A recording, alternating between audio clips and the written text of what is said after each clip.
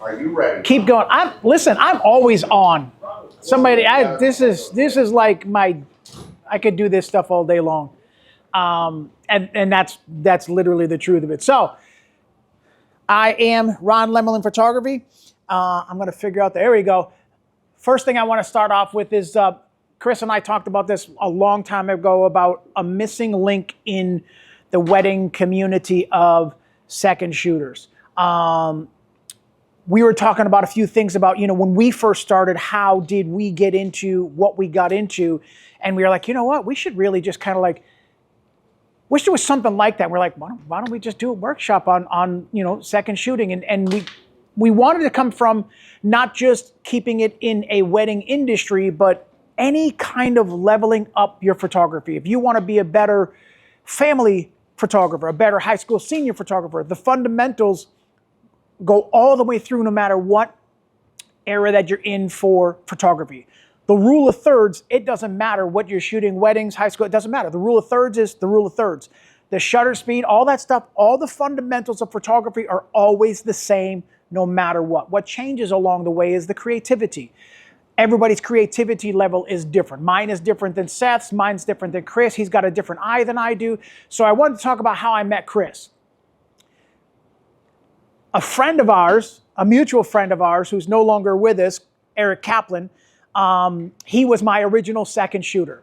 So what I loved about him was he could read a room and read a situation like I've never, it's like that capability I did not have. He would walk in a room and he'd say, you know what? He goes, these are some bad lights in here. He said, I bet you're going to be right around that lowest aperture you can. Your shutter speed's going to be this, and you're going to be right around 800 for the ISO.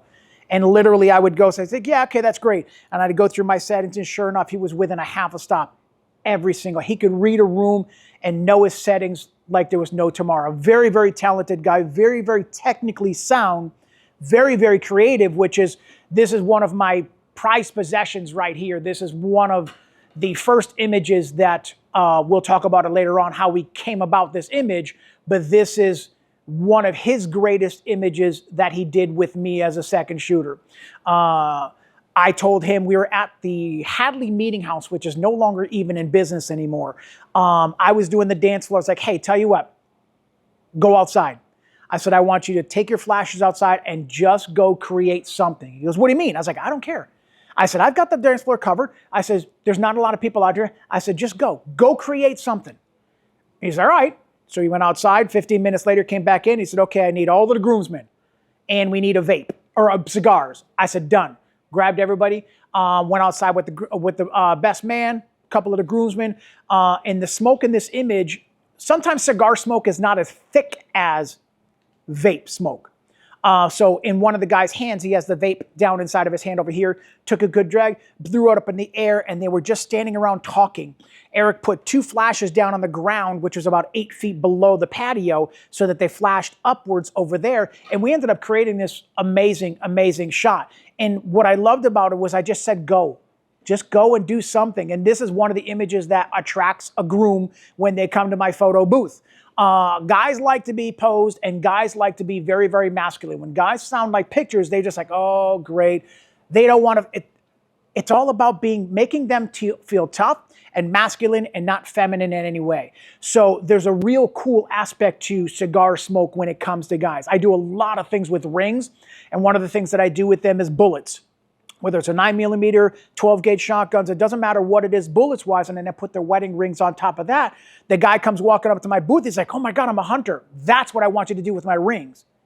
So finding something to relate to. So Eric, going back to how I met Chris, so Eric's like, you got to meet this guy, Chris. He goes, he's very, very talented. There's a whole bunch of stuff in Springfield. And ever since then, we've had a good friendship with Eric, and then we ended up losing Eric to cancer during COVID seasons, and Chris and I just have we've just a good friendship, a good respect mutually for photography, but there's an added benefit. There's a friend, a very dear friend of ours that is no longer with us, that's the reason why two of us are here together today.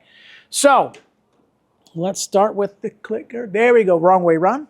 I'll do that more than once.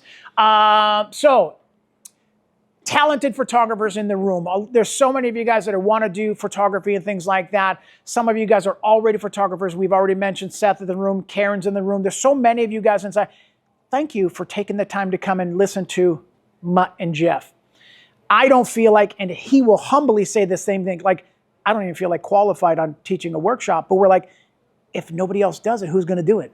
So we're just like, let's just both screw it up together and do what we possibly can do. So welcome to all, yeah, you did, yeah.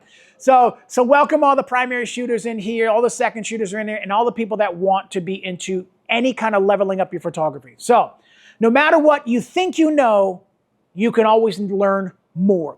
If we ever get to the point where we feel like we know it all, you've stopped learning, you're only going to go that far, and you've hit the ceiling and you're never going to go learning anything else.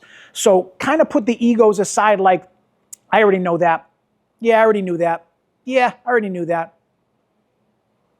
You're never going to learn anything. Even coming from a person like me, who I feel like I am the least talented and the only thing my best capability is I'm a very good speaker. So I'm taking what I've been born with and born into with photography, and I'm just putting it together with my natural gift of speaking, and I'm just going to tell you from my version of photography. Everybody else's is different, so hopefully something you guys can relate to. So, all right, who I am. If you're meeting me for the first time, sorry. For those of you who know who I am, you're welcome. I love how he started off because that's exactly what he had said. Hey, this is who we are. My main focus in life is to create positive ripples in the world. So if there's any people that know me, it is just all about finding the silver lining in everything that goes on in our lives. So what do I do? Weddings, families, high school seniors, headshots, brandings, and maternity. And that might feel like, oh my God, jack of all trades, masters of none. You could say that, but I'm very good at each one of those levels of what I do, and that's what my craft is. Also got a YouTube channel. We're talking about it anyways. It's on Ron Lemelin on YouTube. Podcast is Beyond the Lens, educator, which we're doing workshops now and things like that, and public speaking. I've got a 1,400 square foot studio in Holyoke in the Mills. So I've had a camera in my hand for 23 years, the day that my son was born. I've been doing 20 years of families and high school seniors, 16 years of weddings, averaging when I first started anywhere between 1 to 5 in the first 2 or 3 years, and then 5 to 7, 7 to 15, and so on and so forth. Now I average anywhere between 20 to 35, 25 to 30 weddings per year. All right, so you want to be a wedding photographer or just make extra money? And there is a big difference in the mentality. The level of what you're going to learn, the level of you want to learn is right in that sentence right there. Do you just want to make some extra money? You're going to listen one way. If you want to be a wedding photographer, you're going to listen more intently. All right. I love what he said. It's not about competitors. It's community over competition.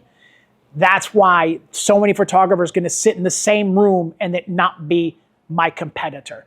These are my people. Like when I get a wedding inquiry and I don't have the availability, I have one text. I send one text back to that bride. Here's 4 recommendations. Seth, Bill, Ryan, and Greg. They all get my referrals every single time that I'm not booked for something. They're competition in the realm of what we do, but these are people that I collaborate and have really, really good conversations with because out of respect. I respect these other photographers that they're in there because they're very good at what they do. All right. First thing we're going to start off is gear. Gear, I feel like, is one thing. There's a misconception out there that having the latest and greatest makes you better. And there's a fallacy about that. There's truth in it, and there's a fallacy about it. Brand new, I am a Sony shooter. So all the mirrorless cameras that I have, if I don't understand exposure compensation and or triangle and or rule of thirds, that mirrorless camera is going to do nothing. It's going to take a picture, but everything else on the back side of that camera is all done by me. Mirrorless cameras are great. They help. They do. I get it. But unless you have the foundations and the fundamentals of photography, which Chris did, how many classes did you do on Photography 101? 2, I think. Was it 2 that your last ones that you did? A lot of them, I don't know. Yeah, and he had a really good sponsor, just people that just wanted to learn, get out of, even your cell phones can take such good pictures. So that's important. All right. Reliable transportation. I cannot emphasize this enough. It is something that is so necessary and needed that your $3,000 mirrorless camera is not going to do any good if you're stuck on the side of the road because your engine failed. When I say my second shooters, the responsibilities that they have, one of them is if you're borrowing mom's car to go to every single one of your jobs and or your weddings, when that wedding comes around and mom needs her car to go do groceries and you don't show up, not just does it look bad for you, it screws me up. It screws me up as a lead. Now I don't have somebody. So, reliable transportation. On-camera flash is a necessity. Places like the log cabin, places like the ranch, Mill 1, so many different places. It's an older room and you just don't want to get your ISO to 6400 when you can just as easily put an on-camera flash on your camera, angle it, pop it, bounce it. I don't care what you do, you'll get better light that way there. If you're going to shoot with me as a second shooter, and this is all my requirements. I don't know what other people require and things like that. My requirements are having an on-camera flash to have on top of your camera for receptions and or cocktail hours and things like that. So, SD cards, I cannot emphasize. See that little asterisk right next to that? I cannot emphasize this enough. And I love what he said about dual memory cards. It is not a deal breaker for me. It is necessary and needed if your camera has it, because if you want to evolve as a better photographer, get a camera that has dual memory slots, okay? This is where I don't care if you've got a $5,000 body lens, memory cards are $30. That camera is useless without a memory card. And I have had a situation where the guy would show up, my second shooter would show up, and he did all of the guys' pictures, and we get into the ceremony. It's like, he comes over, and 5 minutes before the ceremony starts, he goes, my memory card failed. I said, what do you mean? He goes, it can't read anything. It won't write anything. I said, stop. I said, where's your backup file? He said, it's right here. I said, okay, don't take another picture because you don't want to cause anything else to kind of freeze the camera up. I said, all right, take the bad memory card out, go put it in your bag, and get your other memory card and put it back in, and just keep the secondary card going so it'll just add from there. He goes, all right, I don't have any more memory cards. As inexpensive as a memory card is, I do not leave my house. My bag is full of unused, formatted cards. There's 10 or 15 of them in there at all times. Prepare for the unexpected. 5 batteries in there, memory cards in there, batteries for my flash, batteries for my thing, batteries for my AD200, batteries for everything. My wife gets mad at me because my back seat, when we go to the dinner and stuff like that, I can't even put my kids in the back seat. Bill laughs at this. Do you ever do that when you're driving down the road? You're like, okay, I'm going to your next kid. You're like, did I forget that? And you're like reaching the arm in the back seat to hit it's just something that happens. Over prepared. My car is full just because I've got 6 tripods, or light poles in the back, just because you never know what you're going to need. So going back to that, memory cards, gotta have them. Tool tech cards are preferred. Extra batteries for the camera and the flash. Second camera body is not necessary if you're second shooting for me, but it's necessary if you want to move on. As long as you have a 24 to 70, 16 to 35, or a 70 to 200. Very, very important. You can do one body, just switch back and forth. I've got no problem with that. It would be better for you if you had 2 bodies. It's just, if you're going to do this, and this is where, depending on how you're listening, if you're just listening to make more money, you're probably just going to stick with one body. If you're looking to be a better photographer and move into the next level of wedding photography, then 2 camera bodies. Helpful, long lens. Those are my lenses that preferred. I have all the primes. Sometimes I will shoot 35 prime, 85 prime, or a 50 prime, 85 prime, or the 90% of the time I'm always using my zooms, just because of the reach and the capability of not walking around. So we're going to talk about when you're walking around, what your responsibilities are. So light stands, I have a stand that's got a bracket on it, so you can always put your off-camera flash on mine. That way there's not so many poles sitting out in the room. So light stand if you got it. If not, I would not bring like your AD400 or your AD600 and you're going to be doing reception pictures. No, it's either a on-camera flash that can be used as a slave and trigger it that way, or an AD200 on a separate flash. Don't bring anything bigger than an AD200 for your reception lighting. It's not necessary and it's too big and cumbersome. Know your gear. Know your settings, your menu system. Everybody complains about Sony menus. Everybody complains about Canon menus. Everybody complains about Nikon menus. I don't care what system you got, memorize it. Know it. You can't come to I can't help you. All I can, if I go up to you and say, hey, I need you to set your ISO to this, your shutter to this, your aperture to this, and for the reception part of this, and you're going to do this. And if you don't know how to change those settings, first of all, you need to know that before you even get with me anyways. And I'm not, please don't ever think that I'm trying to be haughty about you can't shoot with me unless you, no. I have a responsibility of delivery to my clients, and I have to make sure that you know your gear. All right? Yes, I will help you along the way. Yes, I will show you a few things. Yes, I will do it. Any lead is going to do that. But we can't be like across the room and you're like, my camera won't turn on. It's happened. And all it was the connection to the flash and the connection between the lens and the thing was miscommunicated, and or sometimes you got to pop the battery out, put it back in again, and it reconnects again. So sometimes it's that simple. All right. So know your gear, know your settings, know your menu system. I don't care what menu system it is. Know it, know it, know it, know it. All the things. If I tell you that your E-front curtain on Sony is causing bandings and you're out of your sync speed, you got to know sync speed too. So I can't teach you that stuff on the day of. So I do not shoot anything less than 1/200th of a second. Never, never, never, never, never, never, never. Here's why. Motion blur. If somebody is standing still, you can get away with 1/125th of a second. But the second that same 1/125th of a second, just this movement with somebody just going up to their hair like this is all blur. It's an unusable image. Yes, sometimes it's good to go down to that shutter speed lower to let more light in. Capabilities of cameras and ISOs are so good nowadays. I'd rather you stay 1/200th of a second and then adjust your ISO accordingly. Everybody knows your aperture is always going to be the lowest on your camera. There is no point in shooting f/16 with a 1.2 lens. If you're shooting f/16 with a 1.2 lens, I don't even know why you bought the 1.2 lens. Let's be honest. Aperture is always the lowest.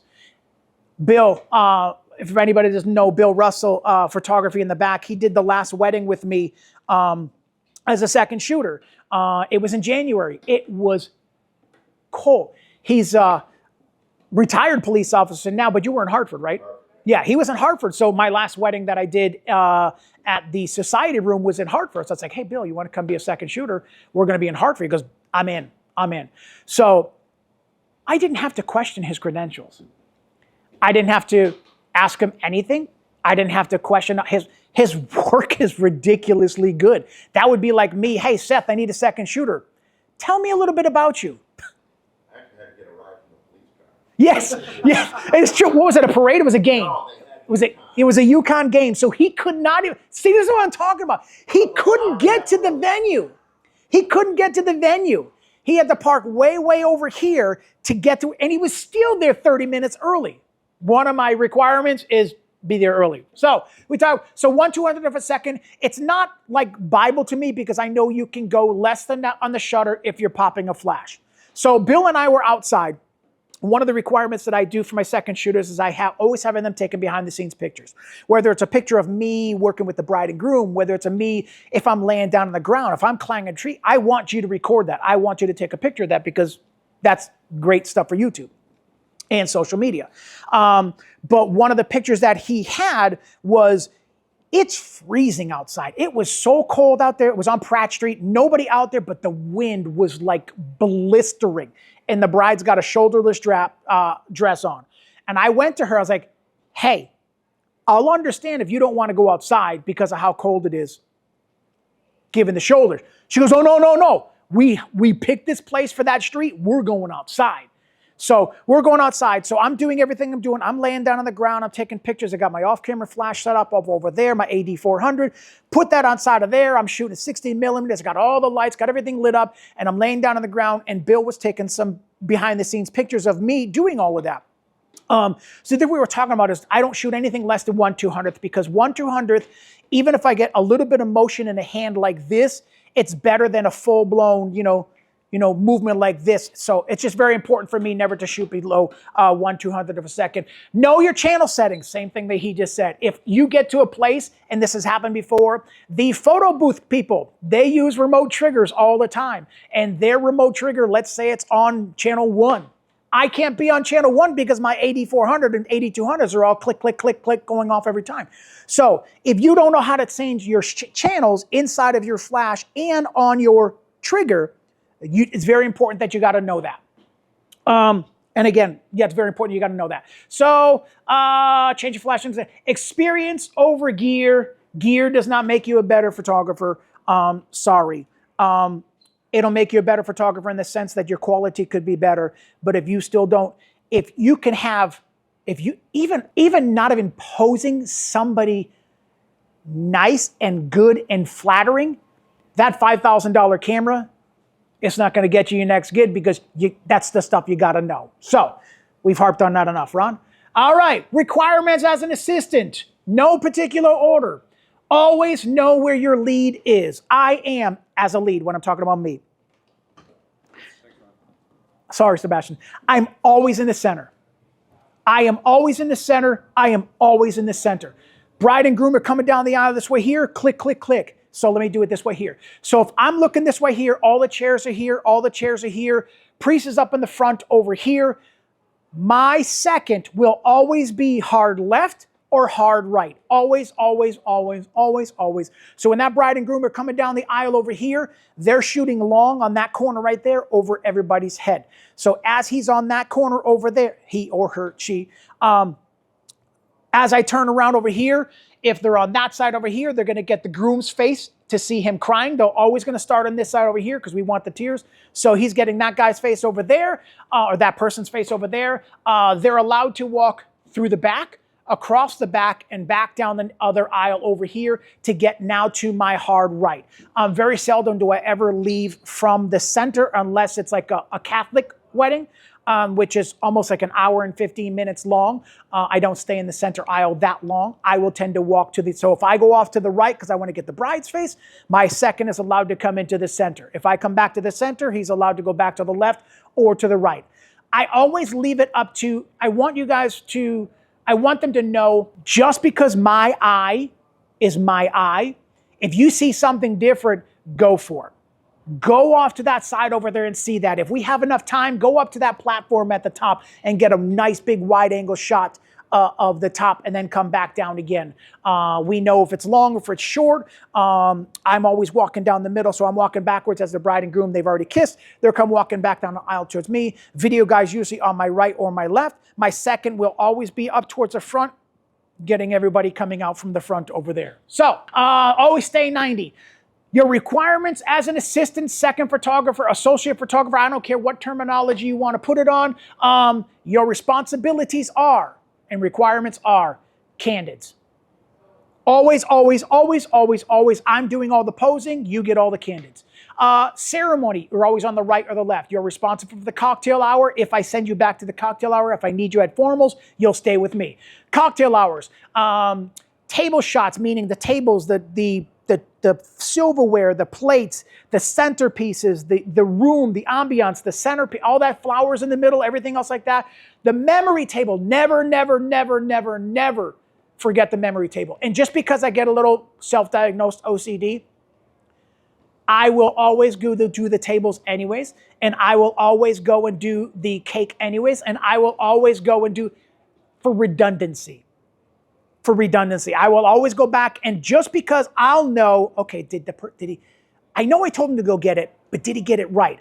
I'm going to go take my own pictures anyways, and then from there, I will figure out which ones are going to make the cut. I do agree with Chris. I do over-deliver when it comes to I need to be better at selectively delivering images that are not so similar. So if your arms are crossed like this, and then all of a sudden you go down to here, you know, I'm probably going to give you one of those two instead of both of those two. It's a different poses that you want to deliver to your client. So details, holding the light poles. That's probably Seth. I can't emphasize that one enough. I went and did a shoot with Seth, middle of the woods, and he said, "Hey, can you come just hold my light?" And he got a big softbox on his head, you know, and I put it on and I'm walking around like this and set it up like this and, you know, turn it like this. And he goes, "Hey, feather it this way, tip it up." And it feels like somebody had said to me, like, you know, "I feel like you're bossing me around." I was like, "I'm sorry if it sounds that way. I don't mean it to sound that way, but it's what you're here for." I can't say it any other nicer way than that, but this is what we brought you here for. Don't come again if you don't want to be, you know, and I'm not like bossing somebody around. This is the right way and wrong way. "Hey, Ron, can you tip it up? Hey, Ron, can you tip it down?" So little things like that. But, and while he's doing that, he takes his shoes off, takes his socks off, gets down inside of the water and gets down with his camera, $1,000 kit, $1,000, and he's down by the water getting that reflection of the, and I've got my cell phone and I'm just taking pictures of behind the scenes, and he ended up using something like that because it was very unique. How do you get the shot? Nobody sees that stuff. They just say, "Oh my God, beautiful reflection." They didn't see Seth took his shoes and socks off and got in the water. It was cold.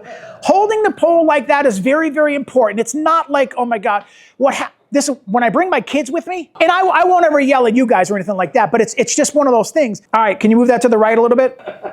I'm sure that's never happened to anybody else, right? One of my requirements is no cell phones. There's a time and a place for that. And when you're in the middle of the ceremony and that bride's coming down the aisle, I don't want to see you checking your Instagram. To me, that's etiquette. It's just don't do that. Just don't do that. All right. Holding poles, you still got a camera in your hand, still taking, you can still do this and have your camera up like this and just getting, you know, two people having a cigarette over there, or they're laughing, or they're drinking, or they're doing whatever they're doing, and you're just getting candids of all these different moments going on while you're still doing something over here. So always being prepared. Behind the scenes clips, behind the scenes pics, very, very necessary on my end. Carrying bags, please don't ever feel like this is below you. It is so helpful to the lead to just say, "Hey, here's the key to my car. I need that big black bag in the back. Do me a favor. Just go set the poles and the lights up. I'll move them to where I want from there." It's so helpful. That way there I can run and do what I need to do. Please don't ever feel like, if you feel like that's beneath you, you probably won't shoot very much in Massachusetts. I'm just being honest. Move things, set up things, whatever the lead needs. The day that Bill was second shooting for me, I could probably count 20 times minimum. "Hey, Ron, what do you need me to do?" "Well, there's nothing really going on right now, so we're all set." 5 minutes later, "Hey, Ron, what do you need me to do?" And it was really nothing. "Oh, you know what? We can do this. Oh, we can do." There was always an urgency. We feel guilty standing there at a wedding, getting paid all of this money, and there's nothing to do. Lights are set up. Bride still being bustled. Everything, lights are set, settings are set, cameras are set, and we're like, give me something to do. It's like, "Bill, there's nothing to do. Just enjoy it now because we're going to be working later. But hey, tell you what, why don't you go scout out," this is a sidey room, "the upper levels up in the top to see what's going to be a good vantage point later on." Always ask what you can do. The greatest question you can ask, whatever the lead needs, anticipate things inside and outside. When I say it's time to go outside and do some sunset pictures, or one of the images that I did, it was pouring rain out. We were in Sturbridge. Nelson is my second shooter. We wanted to go outside and do some rain pictures. So he goes outside with an umbrella, and he stands about 30 feet away. I set my settings. I'm underneath the awning because I can't do this and still hold an umbrella over my head. So I stand under the awning. He's out there. He's not getting wet. I was like, "Okay, let's go get the bride and groom." So he knew what flash to get me. He knew I always use a grid and magmod, a grid and a sphere, always, always, always together. So he knew exactly where to be. He knew what I was doing, so he knew the pole. So he knew the more repetitious you shoot with a lead, you tend to anticipate exactly what they're going to need as they're doing. So that's very helpful. All right. Be prepared to do the guys getting ready pictures. I get hired as a wedding photographer. It's literally 99% of the time the brides are hiring me. I don't think I've ever had a groom interview me or hire me. It's always the girl that does all of the, the photography logistics, and they're usually in charge of the DJ. So I'm always with the bride when it comes to doing the hair and makeup, and always with the bride when it comes to do hairspray shots and things like that. So that's my primary spot. You need to learn and know how to do guys' pictures very, very masculine. When it talks about, just that wider stance like this, arms up on the jacket like that, sometimes not even making them smile, just kind of like, just have that straight face, kind of look like that, looking out the window. Best man helping them put a jacket on, fixing the cufflinks and things like that. The guys just don't want to stand there and they just don't know what to do. They just don't know what to do. So they're relying on you to do that. And I always send pictures ahead of time to my second shooter. Hey, let's try and do, because I know the venue, let's try and do some pictures like this when it comes to that. So very important. You got to pose, guys. Very, very masculine GQ style. You have to be comfortable with people. I tried to get Nelson as my second shooter. He couldn't come here today at another event for his sister today. He absolutely hates, tells me right to my face, hates, strong, distasteful part. He cannot stand doing the tables. He's a little bit on that table shots. He's just a little bit on that, like he does. And I get it. But the brides don't care who's introvert or not. They want the table shots because they're not going around to say thank you to everybody. They just want to know who's sitting at what table. So this is what I do. You walk up to the table. Hi guys, I hope everyone's having a good time. I just want to grab a quick picture of the table with all of you guys right here. So if I could have the two of you guys stand up behind the four of you guys, bang, we're going to do this like this. So always, if the kitchen door's behind them, turn them another way. That's all stuff, that's logistics. Okay, so then I'll say, okay, tell you what we're going to do. Now this is my first table. I've got an on-camera flash, got my sphere on the top. I'll take like a picture over there of my bounce or my flash to make sure it's not too powerful. I'll come back over here. All right, guys, good. 1, 2, 3, good smile, click. And then I'll say, if my flash or my settings aren't right, I will always say something like this. All right, tell you what, I'll make my adjustment. Bring my flash down. They don't have no idea what I'm doing. Tell you what, let's try with our eyes open this time. Ha ha ha, they laugh, click, that's my shot. They had no idea my settings were wrong. And this is what I tell my second shooters to do. Then, thank you guys very much for your time. Enjoy the rest of your evening. That is so respectful when it comes to, if I've got 60 reviews on my Google page and 58 of them will be very, very professional. To me, that is like worth 1,000 words, that right there. Those good reviews, if it would have been like, oh my God, extremely bossy and disrespectful. People read the reviews. That's what I do for second shooter. You have to be comfortable in front of people. And that is not, it's helpful because if there's 20 tables in the room, it is so hard for me to do all 20 tables. You do those 10, you do those 10. Good point, good point. All right, let's see what we got here. So always ask for headings, ask questions for settings, especially white balance. White balance is my nemesis. I swear, it's from the day I put a camera in my hand, white balance is just that it can make or break an image. If that's too blue, they could be like the best pose spinning around. And I'm like Seth. Actually, it's because of Eric Kaplan, I shoot raw. Ron, your files are they're just too small. You can't do anything with them. You need to shoot raws. Yeah. It takes too much memory cards and it takes too much of the external hard drives that I got to do. And I said, the bride and groom don't care about the raw files. He goes, if you do the raws, you will have better editing experience.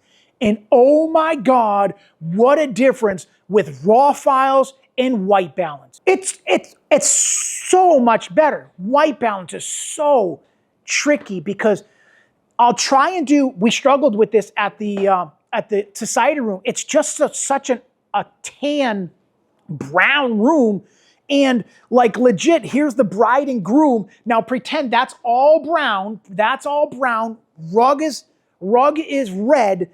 Your sensor is going to pick up those hues and it's going to make that picture very, very warm.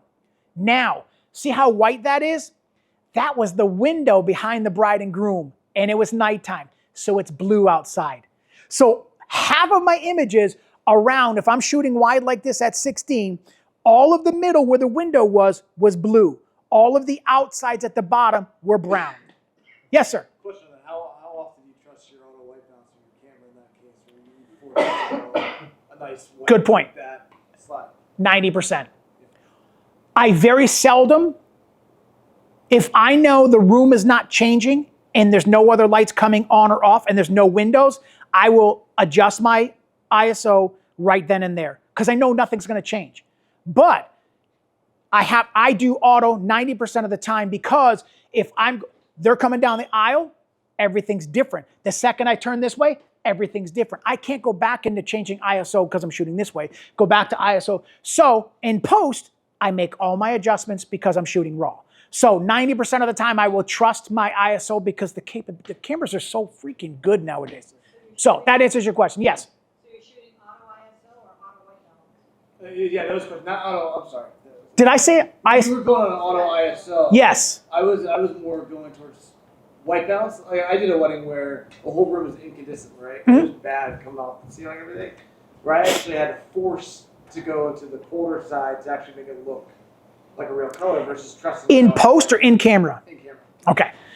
That's how often does that situation happen? I've done it one time, but there you go. It really made a difference changing that one setting to where like versus taking your table camera out and look like versus changing that setting is night and day.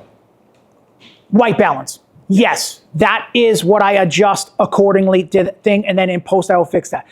I never shoot auto ISO.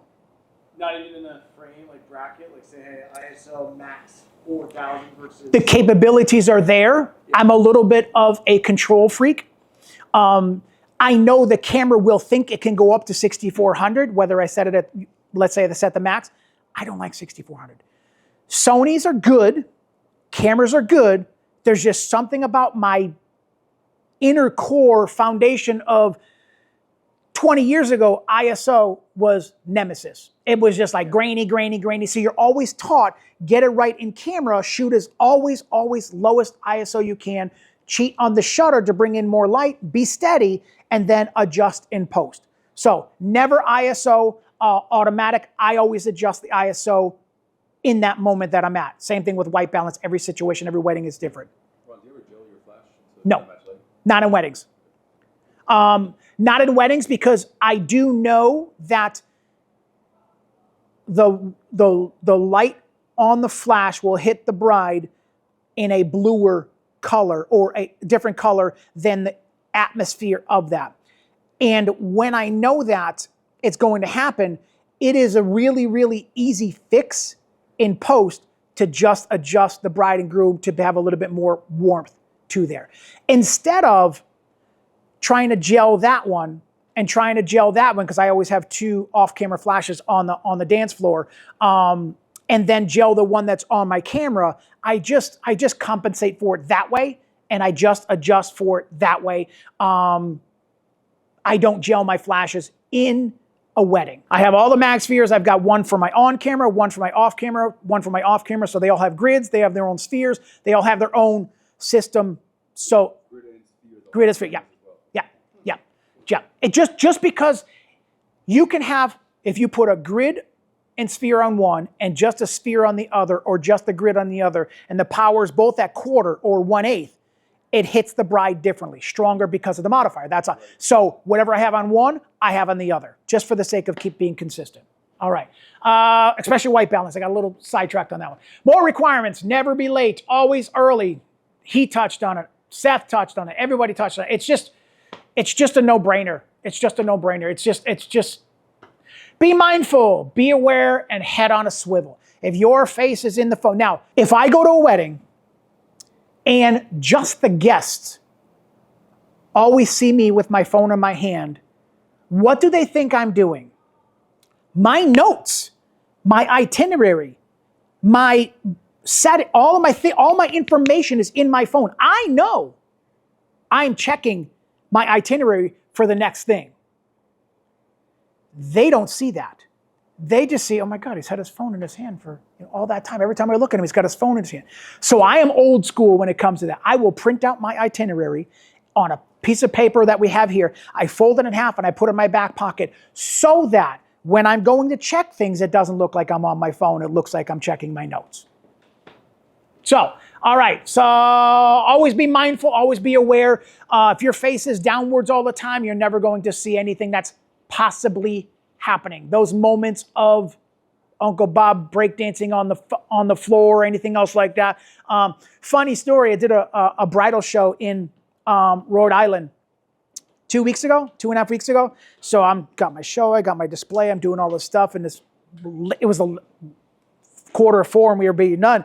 And this couple comes walking over and started talking about photography, about their wedding coming up, and talked about a couple of things in there. And what I do, books were good, a lot of good compliments. So he says, all right, he goes, I'm also a photographer. He goes, so I was like, okay, good. So you understand what I do then? He goes, oh, yeah. He goes, I want to get into wedding photography and I just don't know how to do it. I said, are you kidding me? I said, I've got a workshop coming up in 2 weeks in Springfield.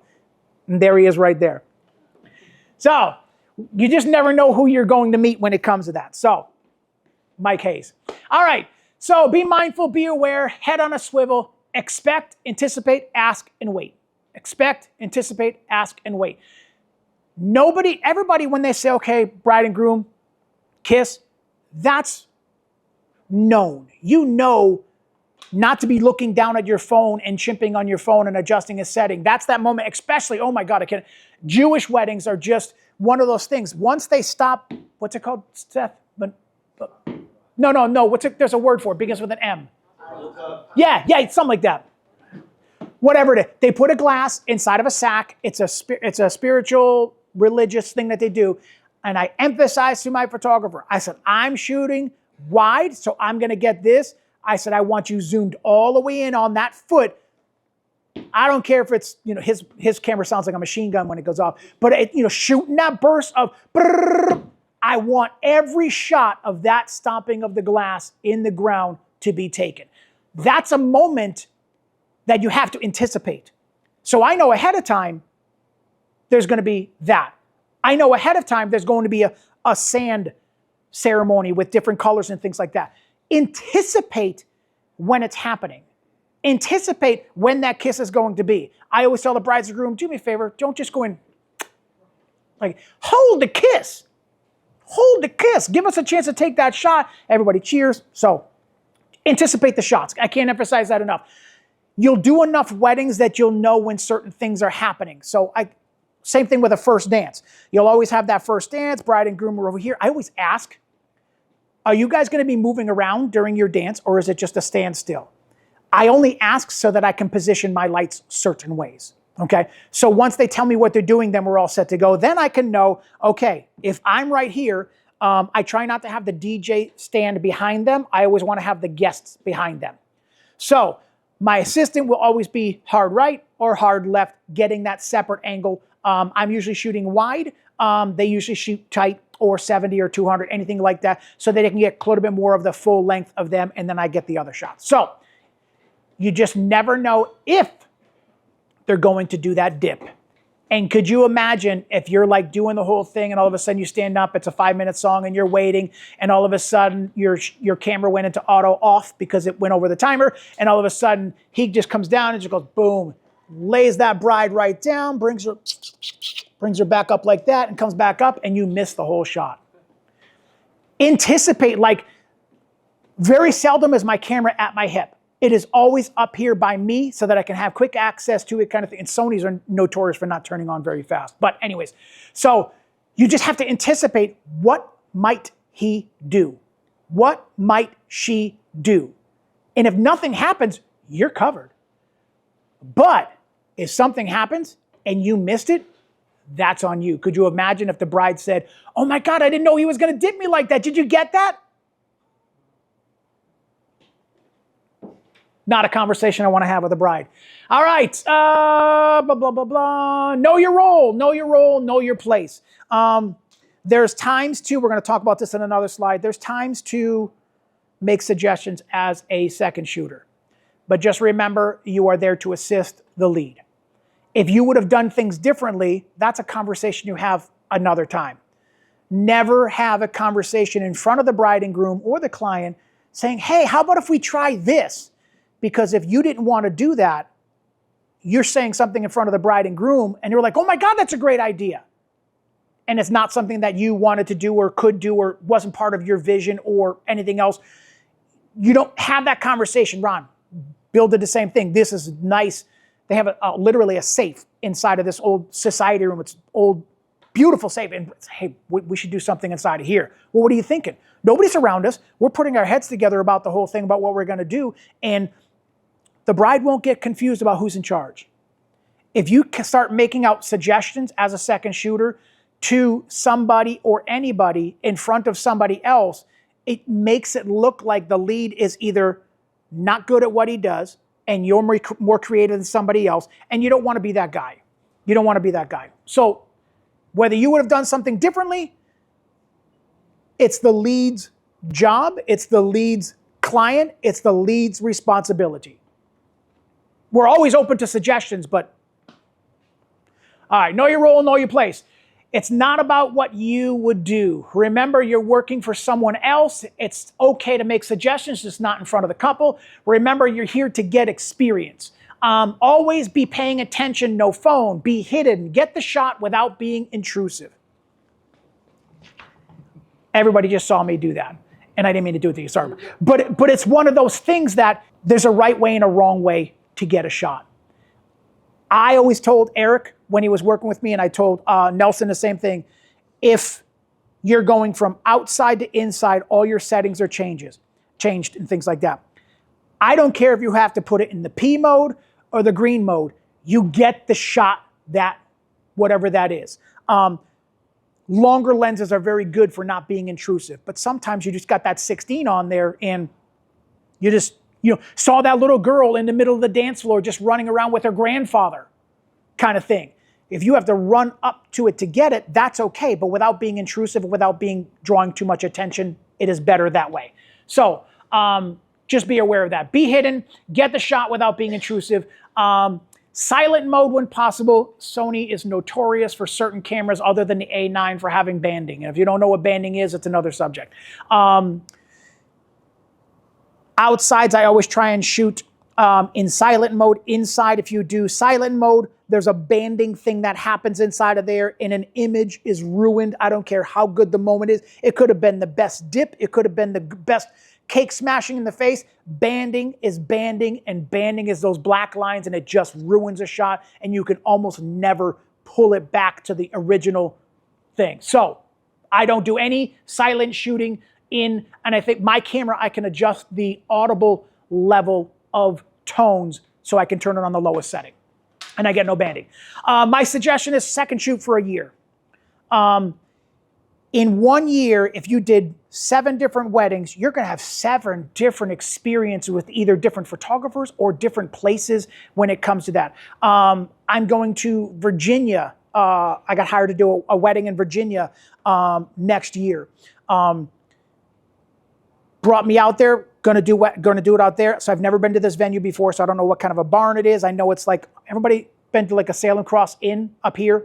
That old rustic barn style where they actually still roast pigs and they have, roast prime rib nights and things like that. They do everything brick oven wise on the steaks and everything else like that. That's what they're going to be doing there. I know once I do a wedding there, they're connected very heavily in that community and inside of their church and inside of their community. Once I start posting their pictures of what I did at that venue, there's no reason why they wouldn't have me come back and do something like that. I have relatives down in Virginia. So always know your place when it comes to that. Look for inspirators. Shoot for a year because every wedding is different. 5 years ago at Log Cabin, all the ceilings were white. Now the ceilings are black. It's completely different inside of their shooting there now. The ranch is a very, very, very high ceilings, but everything is brown. The Red Barn Amherst, another very heavy brown in there. Heavy brown in there. So then you go outside by their tree and it's like completely opposite. Once you start doing enough weddings as a second, you're going to get enough experience for what to do outside and what to do inside, and you'll be better at that, and then start, going after weddings on your own, kind of thing like that. And I'm going to talk about another thing about portfolios. All right, anticipate the moment before the moment. Anticipate the moment before the moment. Almost like having a premonition of something going to be done or happening. Just be ready at all times. He talked about it too. Absolutely no drinking. I cannot count how many times. Oh my God, Ron, you're amazing. Come on over here. Come have a drink with us. I just don't do that. And my seconds are not allowed to do it either. I go to the bar. Hey, Ron, what do you want? It's on me. Bud, IPA, ginger ale. What? What are you, an alcoholic? Well, if I was an alcoholic, then I would be ordering something else other than a ginger ale. So no, but that's all I want. I'm working. And my joke is the bride and groom don't want blurry pictures. And I just personally think it's an unprofessional thing to do. I think there's a time and a place for that. If these were my best friend, college friends from college or high school, and this was a different situation, I still don't drink anyways, but that would be like something that would, but at the end of the night, that's when you have those things like that. So no drinking. All right, appearance. What do you see in the picture? Yeah.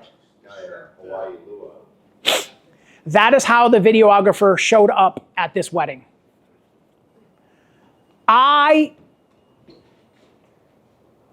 Sometimes my mouth gets me in trouble, Chris. I don't know about you, but I just looked at him and said, oh, hey, my name's so-and-so. I said, perfect. I said, let me know when you get back from getting dressed. And I said, and then we're going to go over the shot list. He goes, what do you mean?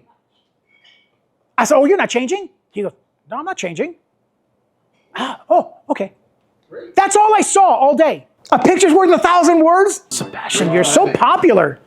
No, it's my tile thing. Yeah, it's my wallet. There's a button on there, and if you hit the wallet accidentally. Oh, is that what it is? I found my phone in my hand. Cool. As far as attire, Sorry for staying. I think part of your attire, if you have two cameras, is how you hold those things, right? Mm-hmm. Do you have any preference on just have two camera straps or the leather ones or anything like that? I have one person that had a back problem and didn't like the weight of. Now, Seth has got the same thing. I don't buy the Moneymaker because that's expensive. It's a leather strap. Bill's got one too, and it's two that goes over your shoulder this way here, and it supports the thing. Chris has two singles on his shoulders here. I don't care how you hold them. You just don't want them banging around, but I have a couple of years ago, I had one second shooter that didn't want it on his shoulder. So I'm such a freak with my gear. It's like, reaching in the back seat. When I put my stuff down at a venue, I make sure that it's folded, zipped, tucked in the back. If I could put a covering over it, I would. And he was just he would disconnect the lens. Did you just shriek right there? See? Oh my God, disconnect the lens? You don't take the lens off. Yeah, exactly. And he put the lens down with the open end up that connects with the mount on there and put his other lens on and then went off and did what he was doing. And I was like, what's your lens cap? He goes, oh, I just blow it out when I'm done. I was like, anyway, so to answer your question is no, I don't care. What he did was he put one body down and then he would, like at the ceremony, he would use the wide over here, so he would put it down. It's more convenient to carry it on you. I don't care how you carry it on you, just carry it on you. No, that's not a problem. That's not a problem. We're gonna get to how we dress. People will know who you are by what you have on you. They're gonna know who you are. So I don't care how you, no, that to me, if that's comfortable for you, I don't care. All right, dress professional. You are the representation of the lead. Professionally dressed to blend in. Button-down shirt, dark colored pants, dark dress shoes, tie, vest, jacket is optional. For any of you guys that know me, I am a, built pants. These are my pants. Darker colors that I have. Button-down shirt, sometimes I wear a tie, always have a vest. For me, it is who I am. I always have a vest on when I'm at my wedding. I feel like it is a very professional way to look. When I tried wearing a jacket, it is very hard to get the jacket to be loose enough for me to move my arms. So a vest does not hinder me. I look like a guest. We're supposed to look like a guest and not stand out, hence the picture, okay? So however you dress, it just has to be in that professional manner of, I put in there quiet shoes. I remember hearing this story one time and I've never forgotten it. The bride and the groom were doing the vows in the middle, and I could say it this way, female photographer was in the middle of the aisle, and then when they went to go to the other side, all you heard were her flip-flops. Flip, flip, flip, flip, flip, flip, flip, flip, flip, flip, flip. Quiet ceremony inside of a Catholic church, and it echoed so much that it just, and I've got a broken foot from a car accident, so I wear comfortable sneakers, but there's sometimes dress sneakers, but I have to have that comfortability in my shoe. So I tend to wear a sneaker once in a while, depending on where I am. And walking across some of those floors, I will literally walk like this during a ceremony just to make sure that I don't make any noise, kind of thing like that. And it's just etiquette. It's just courtesy. All right, jacket, shoes. So yeah, very, very self-explanatory with that. No shorts. I even did a wedding on the beach with just the bride and groom, and I still wore pants and a button-down shirt. Just because I feel like anybody else walking around, I would have looked like just a friend of theirs. I wanted them to see that this was a professional. Yes, sir. Exception number one. Okay. I've had people say, Ron, just wear shorts. Yes, there was a situation like that, and that's a very good, rare scenario that does happen. I did a wedding out in Florida. They hired me from here. They paid for my airfare, my hotel, my card, paid for everything. Went out on the beach and did their ceremony out there, and then the hotel they had was overlooking the sand and the dunes. Beautiful, beautiful, beautiful. I still wore pants, jacket, and our vest and button-down shirt just because out of respect and courtesy. Yes, sir. No, I am the same thing. If you came up and gave me a hug during my weddings, it's like just, sweat. Button-down shirt here is acceptable, and that is okay. Nelson actually does that. He's got a 3-button over here, and then sometimes he wears anything that does not look like I would not show up at a t-shirt like this. That's what I mean by that, if that makes sense. But that's a great point. 3 buttons like that, that's perfect. Don't be that person that sticks out like a sore thumb when doing a wedding. I want to watch the time here. Dress nice, look nice, act nice. And I cannot emphasize this enough, smell nice. That means teeth and pits. And my wife's like, oh my God, are you really going to say that? I was like, yes. Could you imagine if I didn't have any deodorant on? And the bride, oh my God, take a look at this beautiful picture I just took of you. I sweat. My back, I do have rings that happen, but I don't smell because I'm conscious of it. Can't emphasize it enough. Teeth and pits, man, breath. Camera bag has mints in the front pouch, the back pouch, and the other side of the pouch. Mints all the time, all the time. I'm not a big fan of chewing gum because if it's a Mento, which is a chewable mint, I'm okay with that. So teeth and pits, I cannot emphasize it. And I'm not even, the only story, and I won't say it's related to the picture in the corner over there, but it happens to be, I couldn't even stand within 2 feet. How would the bride and groom feel? How would the guests feel? If I legit, and I don't know if it was a medical issue or not, and I mean no disrespect in my tone in any way, shape, or form. I mean no but it was that obvious there was none, and I couldn't even stand next to, okay, or be downwind from. Okay, also be careful what you eat and drink. Don't have garlic the night before. Don't have Mexican the night before, because if you're my second shooter and you're supposed to be on my left or my right and you're on the toilet, I'm being completely honest. I'm being completely honest. Don't eat or drink anything don't show up. If you drank the night before, I hired this kid straight out of college that went to school for photography. He was photographing cars, loved everything about it, really wanted to start getting into weddings. I said, okay. I said, I'll give you a shot, let's go. I said, so you got this day coming up? Perfect, I'm in.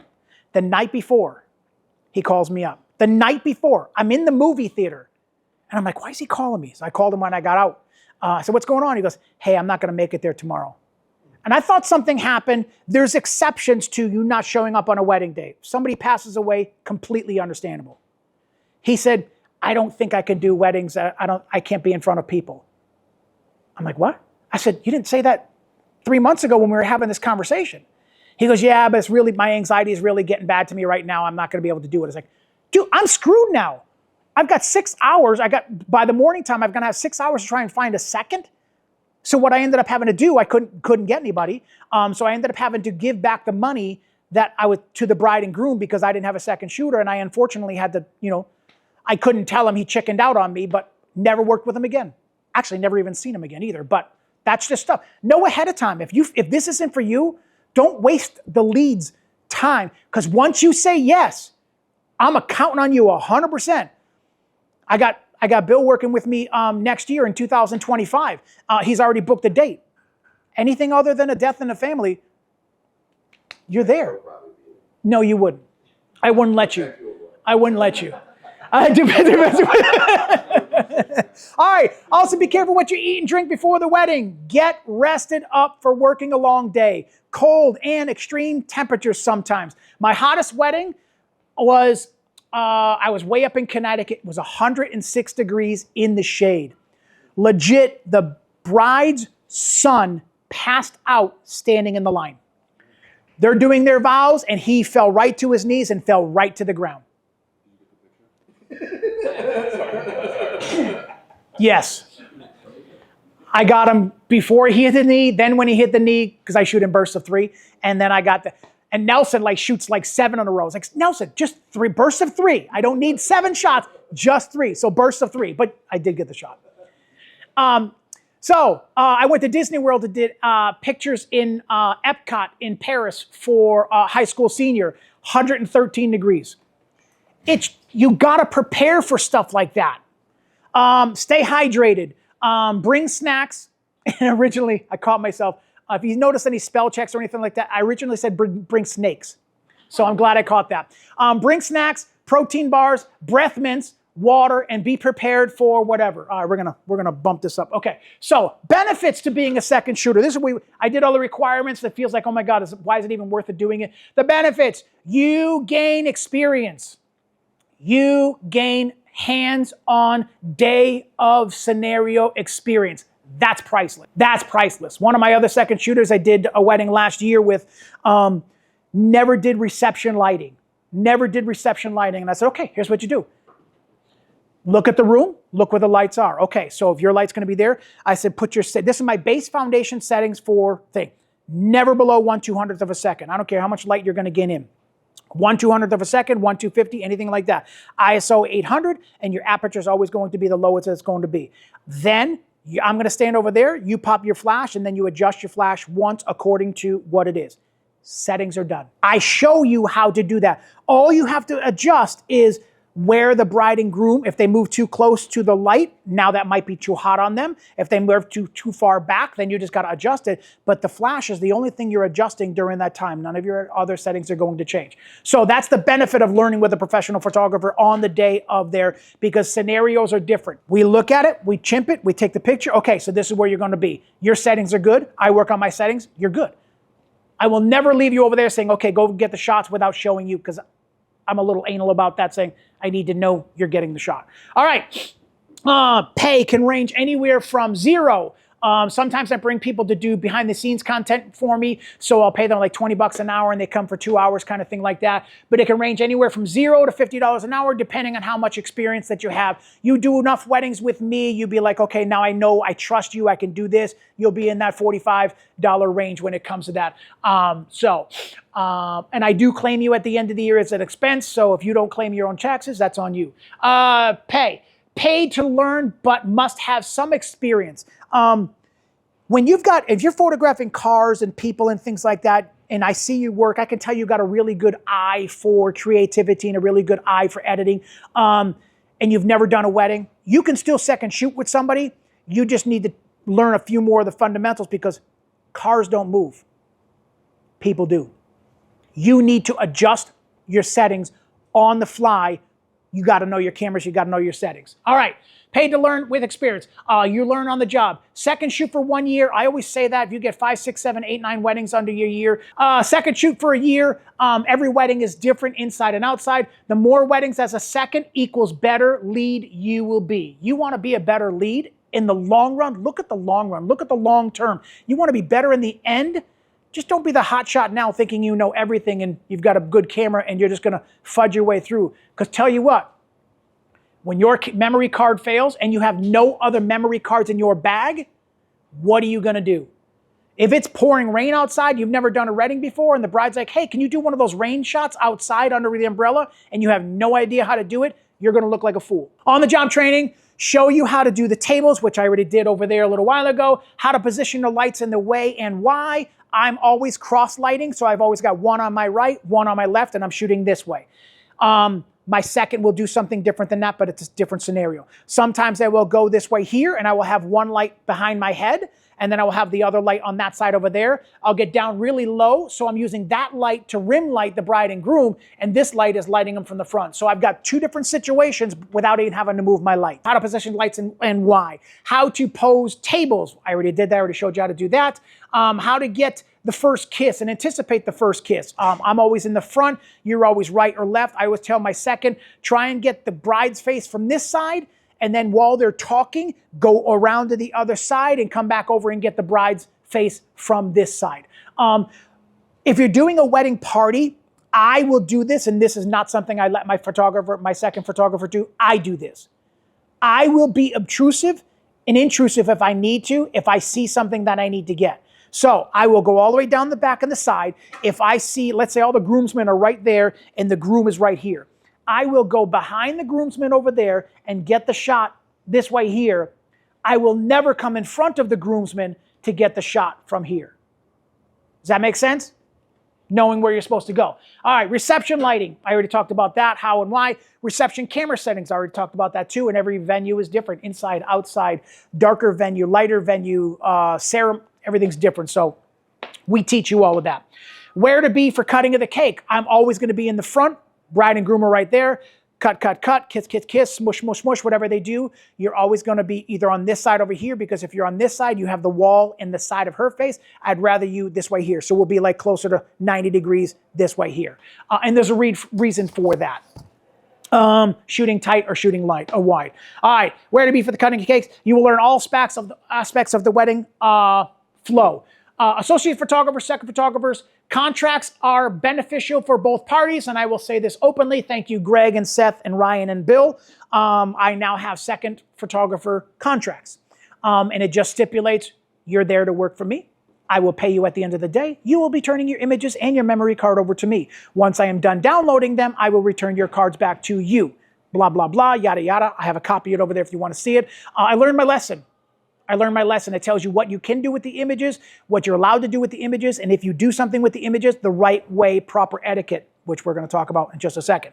So, contracts are beneficial. It protects you and it protects the lead photographer, so there's no misunderstanding. No misunderstanding. We want you to have a great experience, but there is guidelines to stay within. To build your portfolio is to show the best 5 to 10 images, not entire galleries. This is something that I had to learn, and that 5 to 10 is on the lower side. If you ever hear that give an inch, take a mile kind of thing like that, all of a sudden 5 to 10 images turn into entire galleries. It's unprofessional. It's unprofessional. To show your best work because you want to get potential clients, I get that. But these weren't your clients to begin with. These were the lead's clients to begin with. They have the rights and the copyrights, and so does the bride and groom. Yes, you shot from me. Yes, you used your camera from me. Yes, you turned those images to you. Yes, you took them with your camera, but they're not your images.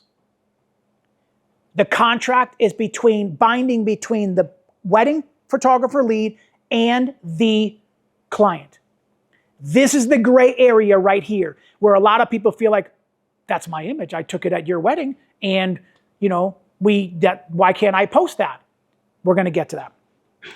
So, 5 to 10 minutes to show the best. If you want to try, if you're trying to show people your work, this is the way to do it. Don't overwhelm them with galleries and galleries and galleries. You are at the mercy of the lead, and that just means whatever the guidelines, every lead could be different. Okay? Remember, if you don't like the lead after working with them, meaning you don't like my rules, you want to drink and you think it's okay to drink, and I say it's not okay to drink, you are not obligated to ever work with me again, and neither am I obligated to work with you. So, all right.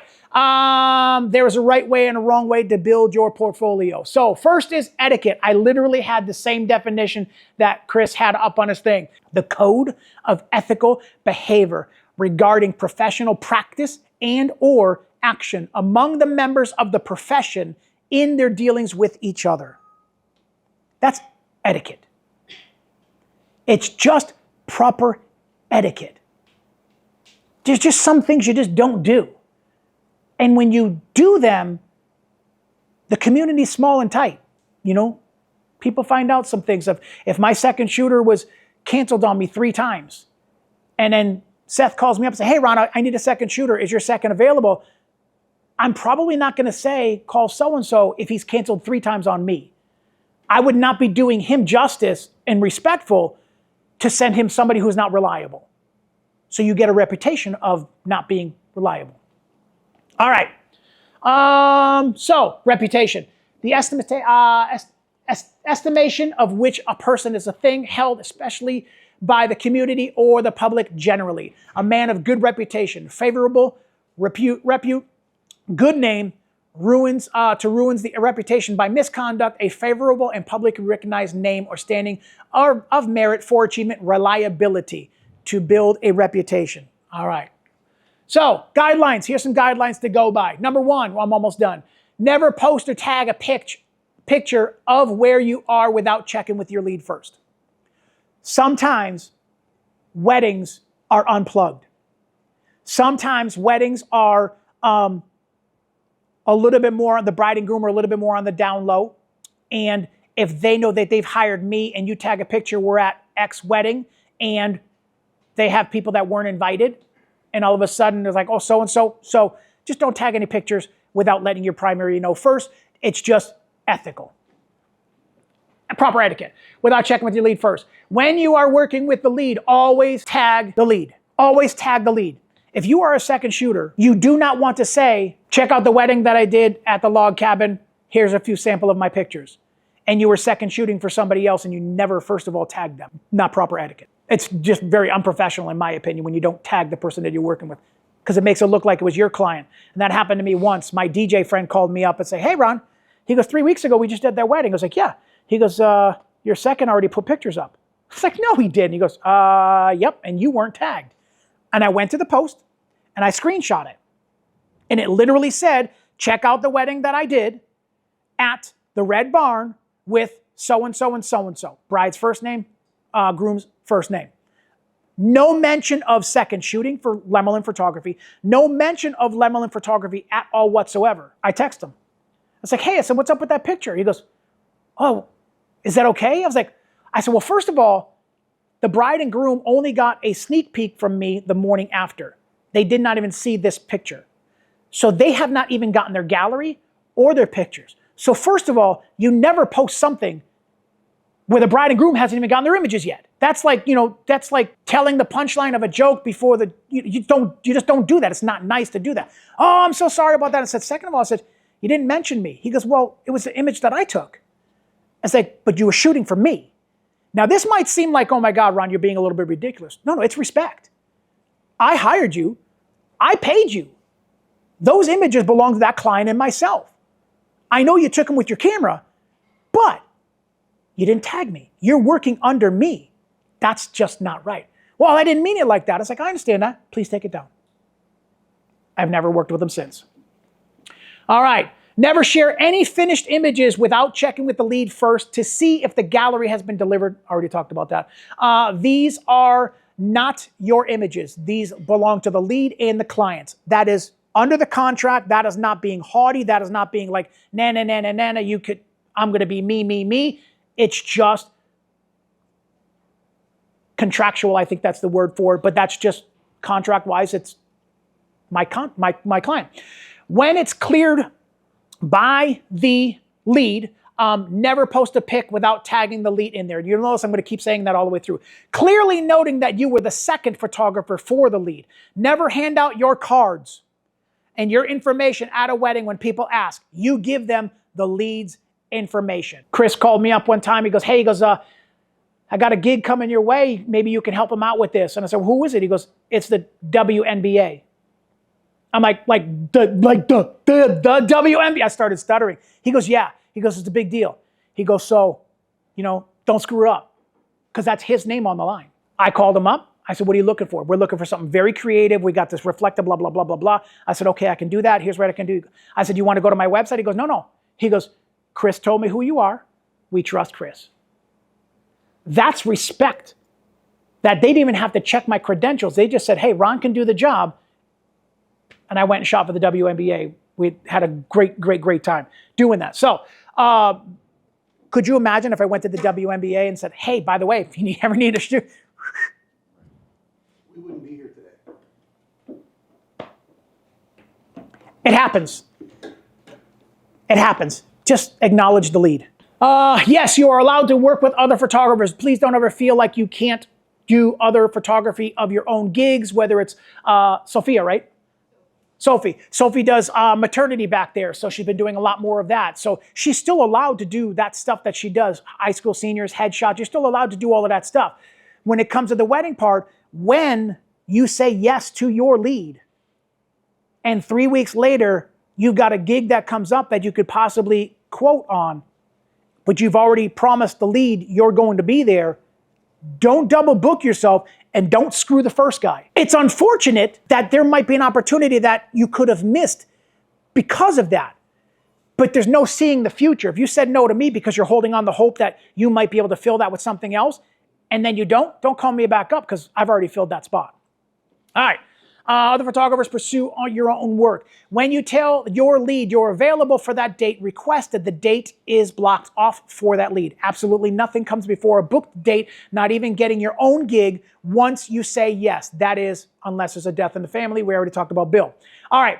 Number 9, when the lead gives the okay to post, never post your images without tagging the lead. That's the 4th time I've said that in there. Clearly noting that you are writing misspoke there. Sorry about that. With a second for the wedding under the lead, never share on socials, websites, and or print, and making it look like these were your clients. That's a big no-no. You're only going to get away with it once, and nobody's ever going to want to work with you again. Number 10, don't tell people you do weddings and you never were a lead. If you've got a friend of the family that needs a photographer and they're doing a backyard wedding, that's perfectly fine. But if you're going on social media advertising yourself as a wedding photographer and you've only done second photography, be honest with those people. Because if they find out you've never done an actual wedding before, that one bad review, nobody will ever trust you again. He said he's a wedding photographer, but he only did second gigs. He never was an actual primary wedding photographer. And there is a difference. All right. So never a lead. It will come back to bite you in the butt. Be honest with your potential clients and say, I did do a wedding before as a second, but here is my style. And I'll be honest with you. Don't be sneaky or deceitful. You don't need a bad review because you weren't completely honest. Don't make it look like these were your clients. That's the 5th time I've said that. If the client ever sees your images and they don't like your editing, they have the right to make you take them down. Yes, it came from your camera. Yes, you pushed the trigger on that. But I cannot emphasize this enough. The images belong to the primary, lead, and the client. If they don't like your style of sepia or tones or light and airy when I'm a little bit more dark and moody and they hired me for my style and they see their images in a different style, they have every right to tell you to take that down. And what that does, if that client calls me up and says, Ron, why in the world did I see that picture over there? My cousin said, oh my God, my picture was on and I went and looked at it. It's like, I don't like that. As a lead, you just got me in trouble. You just got me in trouble because of something that you did. Your picture, your style was not what they hired you for. All right, coming to the end here. Don't make it look like these were your clients. Did I say that? Lead, you'll get me in trouble, which can cause you not to work with them and any other leads again. Be the photographer that roots for other photographers. And I want to say that is it. In conclusion, get the experience you need, weddings, by learning for a season, 1 year, and from seasoned pros. Gear does not make you a better photographer. Experience does. Learn more by doing more weddings as a second. Learn indoor, outdoor, weddings, winter, fall. You will be a better photographer in the long run, and don't let your ego get involved. We will go farther together than we can ever possibly go by oneself. Any questions for Chris or myself? Circle back a little bit to something I was talking about, but actually what you were talking about as well. If you're familiar or not familiar, Go ahead. oh, Keep turn talking. on the mic. Turn me on, Ron. Turn me on. So you're Chris the Redeemer pose? Yes. This is my Tebow. I call it my Tebow. Cool, go. Work for hire. If you're familiar with that term, work for hire, if you're not familiar, look it up. So early on, I wanted to think I was a copyright attorney. I think I've already established that I'm not an attorney. And where every time I click the shutter, I own the image because of copyright. Clients don't like that. And to try to explain copyright to a client, well, I'm not an attorney and I don't know about copyright. I mean, I know a lot about it because I've dealt with it, but there's a lot of ins and outs. Basically, the point is, work for hire. If somebody hires me, like Ron, I can, whether there's a contract or not, I consider it work for hire, meaning that although I am the creator and the artist and I capture the image, and I own the ultimate like creation copyright, they are Ron's images. And in turn, for him, they are the wedding client's images. No, they don't. Nobody gets raws.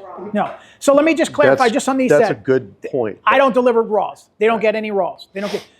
Bill shot from talented man. I told him, he knew the situation that I was going through. I told him, when you're done, go back to those images.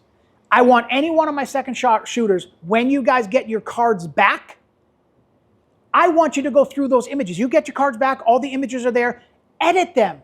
Practice editing, see what pictures are overexposed. We talk about raw files. Which ones are underexposed? Which ones you kind of could have done better, or you should have been here, or you should have been there. Critique your own work when it comes to that. So you get these images back and you get to look at them to see what you did differently or could have done differently and things like that. So it's not like you never see them again. You will see your work. I want you to look at them. But when I said to Bill, it's like, hey, I said, feel free to post somebody. He goes, what are you talking about? He goes, those are your images. I was like, well, I said, I know, but it's okay to post one or two about what you did shooting under me. I wanted him to post something of a wedding that him and I together, acknowledging as a second shooter the pictures that we were doing, kind of thing like that. I wanted him to do that. He's like, no. He said, your images, this is your wedding. That's not my client. Respectfully, I understood that. So you do get your cards back. You are work for hire. You get to look at them. You get to go over them and things like that and learn from them. It should only really be delivering JPEGs. Yeah. Yes. So, I mean, in terms of like, say, hey, you have a client coming, hey, can I see some of your wedding photography? Now, like, obviously, like, hey, I do a lot of second shooting. Here's some of the stuff I have. Yeah. I mean, there's a way to do it. You're Correct. okay with it.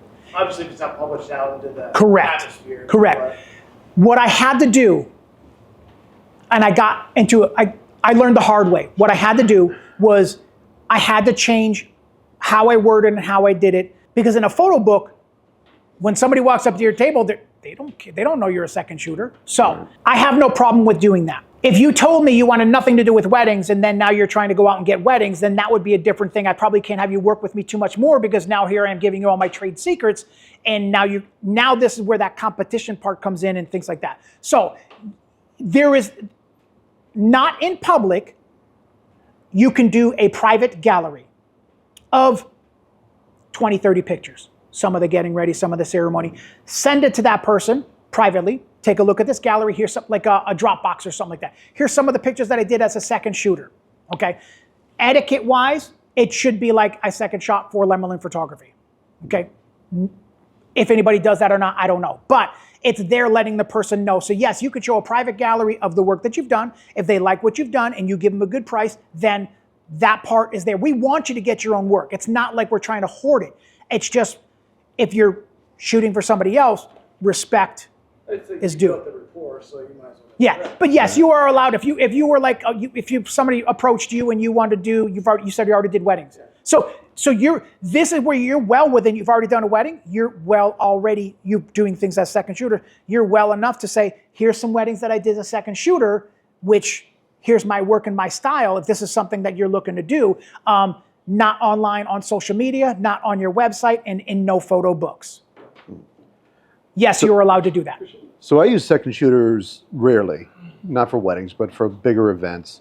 And I will offer, I mean, it depends on who they are, right? If it's a veteran or somebody who maybe sometimes I've hired people that are even better than I am, in my opinion, at certain events. But if they're a younger photographer, if you get connected with the right main shooter, they'll sit with you at post-event. And they'll spend time with you because, again, that's someone you want to work with and work for.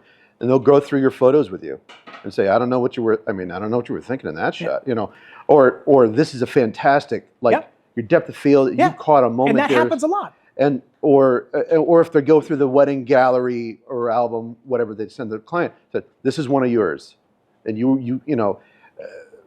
if you can find a photographer that will do that with you, that's like now you're like double dipping in the experience vat. Yeah. You're getting the experience live, and then you're getting critique from somebody who's doing it. Yeah. And the guys that I have worked with, or the people that I have worked with, do that. Yep. And it's invaluable. Yeah. So this is all just about helping whatever photography level you're at get to the next level. That's what it's all about. So, any other questions?